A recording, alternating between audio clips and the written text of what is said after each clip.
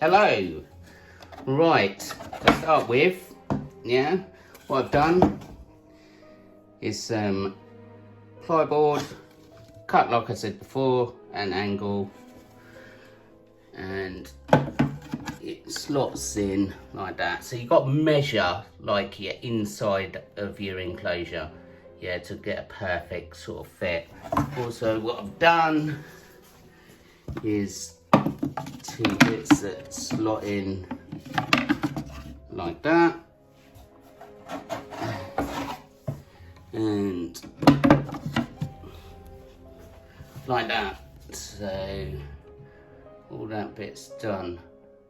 This is the back wall. I also got the fruit cellar door to go in, but what we're mainly concentrating on today is how to do the back wall, because I can't actually say, yeah, that's how it's done, just sling it in, without showing you exactly what to do. But because I built it already, what we're going to do is we're going to do, just to show you how I did the lettering and how I did the wooden bits, and let's get on with it. Right guys, first of all, what you got to imagine, this is part of your back wall that you've just lined up, ready to be fitted into your thingy. And now imagine that I sprayed that black. Right, what I've got here, I mean, you could do it, but I found these like bits of rubbish that I think it was part of packing or whatever. But anything really you could use that is sort of, I don't know, that sort of size. Maybe even bits of wood, you know. But what we're gonna do, this is how to do the lettering I did, because I didn't sort of want it exactly straight.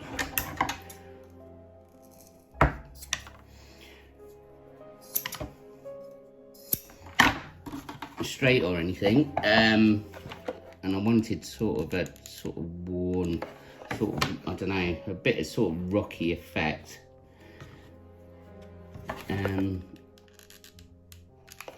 done it this way, so I basically got some rubber.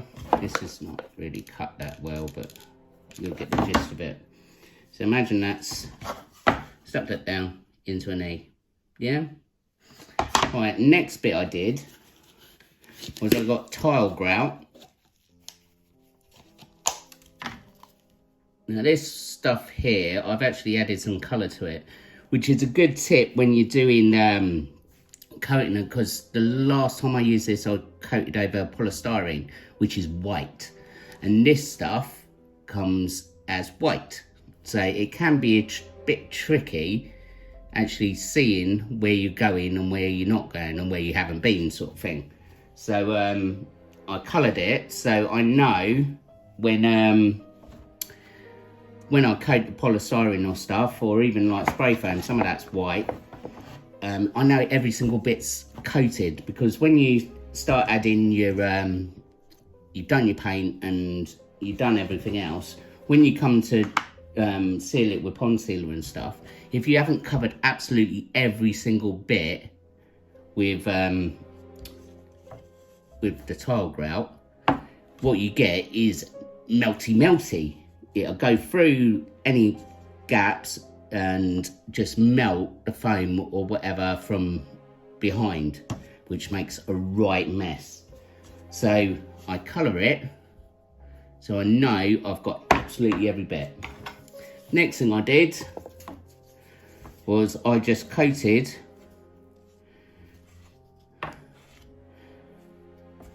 like the lettering with tile grout all the way around. Make sure it's, I mean, you could carve this probably out of polystyrene or something, but I thought to get a nice sort of template, I'd do it this way, which makes a lot of sense. that way when, like on the backboard there, yeah, you can get the lettering quite nice. But also once you've added the tile grout, it's giving it that sort of rocky sort of effect that I wanted. I didn't want it like pristine, you know. There's nothing about the film that is pristine. So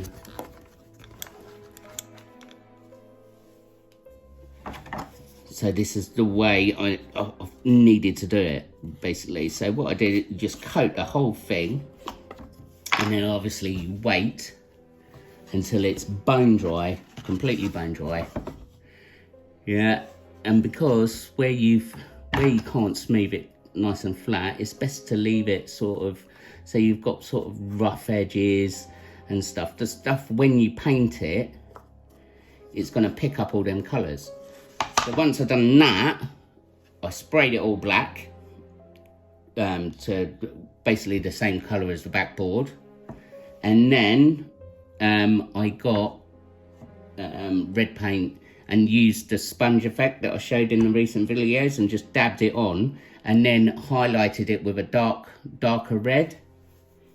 So if you look there, there's lots of places, because it looks sort of worn and horrible. There's loads of like black still showing through, which I wanted that effect anyway. So, right, that's that bit done. Yeah, so imagine you've sprayed that back, you've burned your paints. Next bit, right, for all the wood, yeah, the wood background, I got just basically bits of softwood, yeah, and what I've done is I've sanded grooves into it, so it gives it that sort of worn sort of effect. Then obviously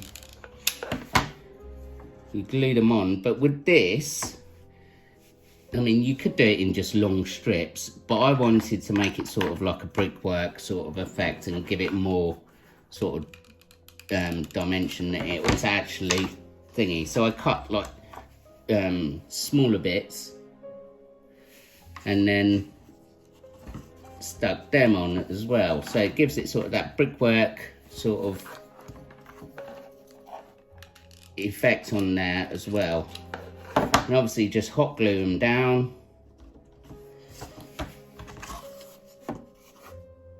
Yeah, so once that is stained, and what I would do if I was you, like I've done with mine, don't butt them right up to the edge. Yeah, if you leave a slight gap, not only are you going to see the black from underneath, so it'll give you even better sort of depth to the back wall, it will it'll just look loads better. Yeah, if you just butt them straight up, it's just going to be a blanket of wood.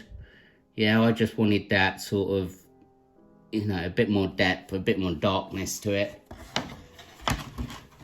Right, next thing, stain. Yeah, I don't go for your run seals and all that sort of stuff, all that water-based mushy stuff. This stuff, look on eBay, it's professional wood stain, and a little pot like this is about £3. They sell it as like a tester pots. I mean, you can buy like litres of it, but it does go a long way. I basically not even used a quarter of that for £3, and I've done that whole back wall, and there's still 3/4 of the bottle left.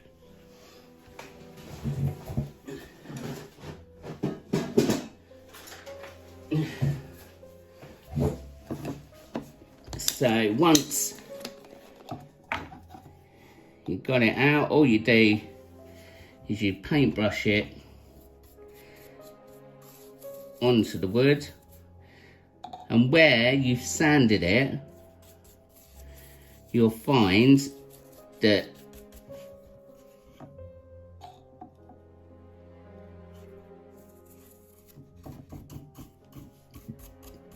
the actual stain will pick up them grooves and everything in it.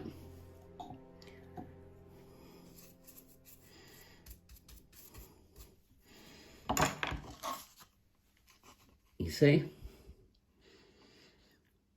Now they do have like a variety of different colours. There's reds, there's greens, there's anything you want possibly. But this is like a professional wood stain. But as I said, look it up on Facebook. It's really, really good stuff. It's the stuff they used to use in when you used to make pianos years and years ago. But the staining shop used to use this stuff. But once it dries, it air dries, and then you just go over it with G4 pond sealer, and then that's all sealed, done and dusted. So now you know how to make the letters and the wood bit. Let's go to the next bit. Right, so the next bit, we're just gonna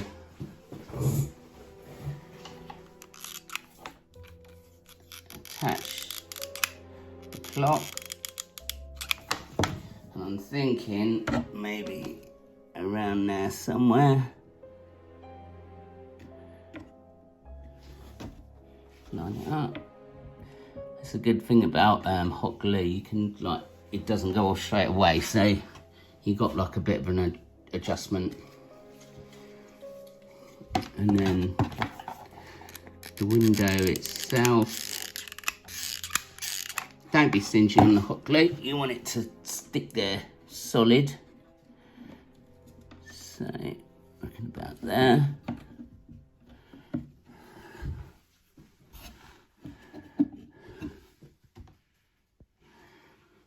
So, there you go. The window there.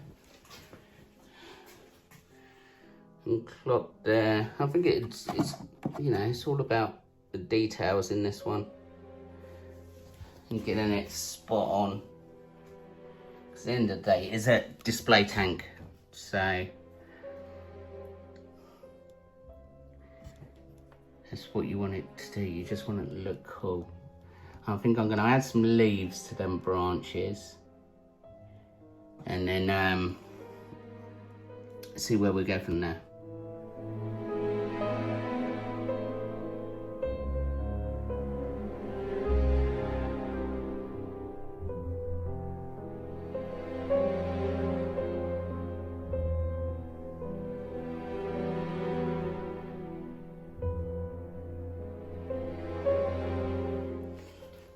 Alright guys, I hope you caught most of that. What I've done, obviously the clock's in place. I didn't join the chains to the bottom. As you can see, there's plenty of room down there for the tarantula to dig. And you've got the window, and this way, and that way.